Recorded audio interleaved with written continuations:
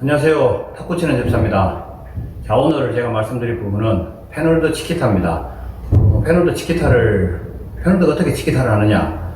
저도 이거 못한다고 생각했습니다. 그렇지만은 어떤 유튜브에서 어떤 동영상을 보는데 일본 사람입니다.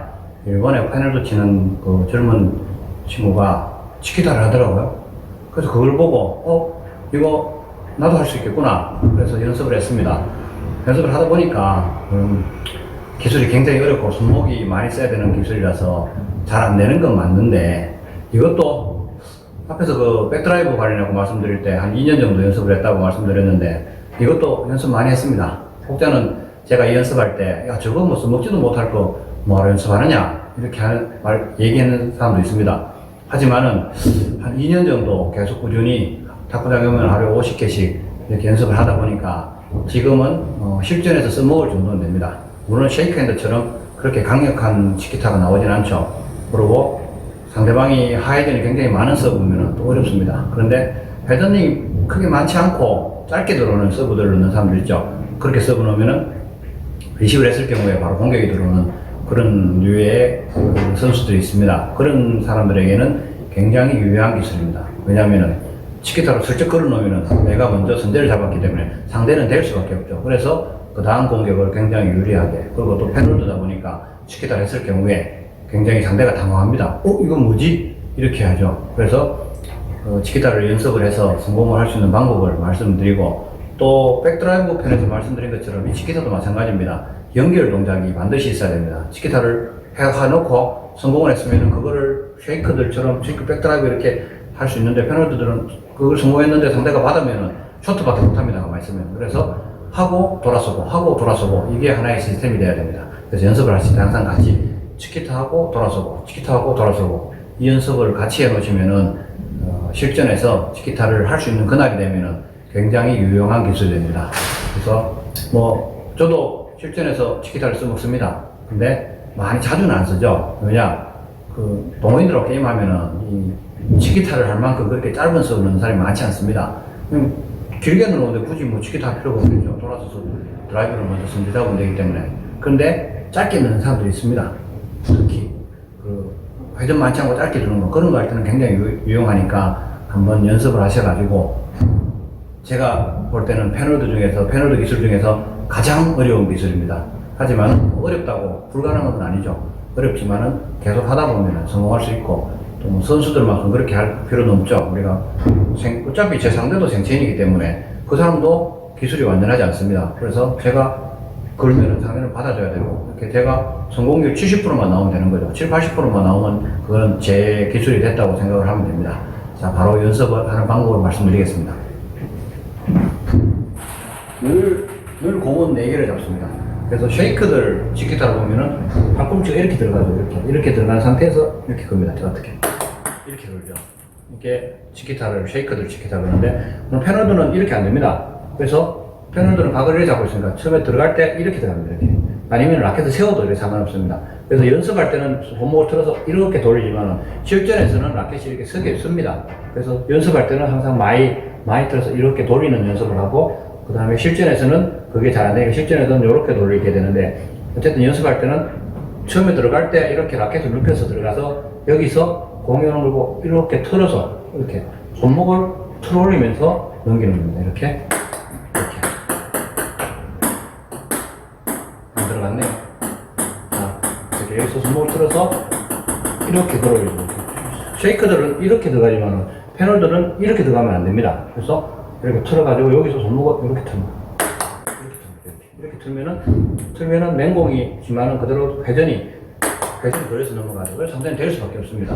그래서 연습을 하실 때 공을 앞에 떨어뜨리고 손목을 가능한 한 이 상태에서, 이 세운 상태에서 뒤로 숙여서 여기서 이렇게 나올 수 있도록, 이렇게 나오죠. 쉐이크들처럼 이렇게 백에서 강력하게 나오기는 손목을 틀기 어려우니까 이 상태로 들어가서 여기서 뒤에서 이렇게 나오는 겁니다. 이렇게 나오죠. 그래서 이렇게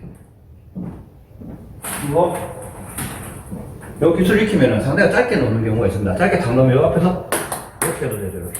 그래서 항상 이 손목이 여기서 들리는 이 임팩트가 가장 중요하죠. 여기서 슬쩍 하면은 공이 안 넘어가죠. 그래서 여기 틀어갖고 이렇게 틀어올 때 손목을 빨리 해야 됩니다. 아령으로 손목 연습, 이 손목 힘 키우는 연습도 도움이 되겠죠. 저도 많이 해봤습니다. 그래서 항상 여기서 틀어서 올리는 거. 이렇게. 이 연습을 계속 합니다. 이렇게. 이 연습을 계속 하는 겁니다. 자, 연결해서 보여드리면은, 다시 나갔다가, 다시. 이렇게 지키다가 되네요. 자, 어떻게 손목을 틀어주면 하면 됩니다. 만약에 상대방이 하이전이 많다 싶으면 여기서 뒤에서 앞으로 가는 게 아니고 위로 들어주면 됩니다. 근데 이럴 경우에는 위로 들어주면은 사실 별로 의미가 없습니다. 공이 약하기 때문에 상대가 이렇게 탁 때려버릴 수 있죠. 그렇기 때문에 상대가 하이전이 강하다 싶으면 그냥 카트로 넘기십시오. 짧더라도 카트 짧게 주면 되니까 짧게 주고 그 다음 공격하면 되는데, 상대가 회전이 많지 않은 걸 가지고 짧게 주면 제가 카트로 받으면 공이 뜨겠죠. 그럼 상대가 바로 쉐이크를 하면 바로 이렇게 걸 수 있고 이렇게 걸 수 있고 하기 때문에 제가 우리 패널들이 수비하는 입장이 됩니다. 그래서 짧게 들어왔다, 짧게 회전이 많지 않다고 하면 툭 걸어주면 됩니다.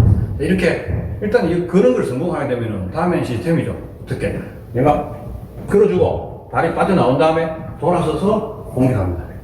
이 상태에서 돌아선 상태에서 길면은 그대로 이 자리에서 스윙하고, 이거 짧게 나왔다면 돌아섰다가 몸이 들어가면서 스윙을, 드라이브를 보여주게 되죠. 이 연습을 해주시면 됩니다.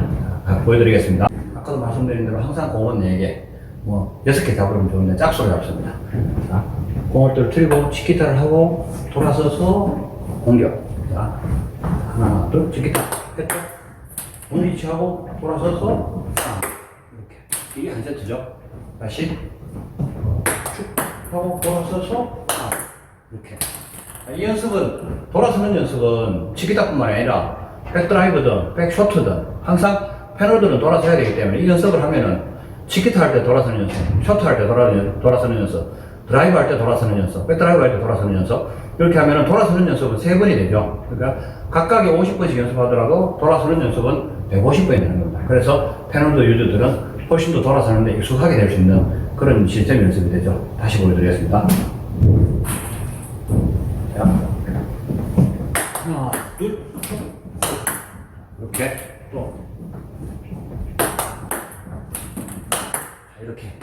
이게 하나의 시스템입니다. 치키타에 걸고 돌아서고 걸고 돌아서고. 자, 이렇게 치키타 연습을 하면은 하는 도움이 되실 겁니다. 연속으로 몇 분 보여드리고 마치도록 하겠습니다.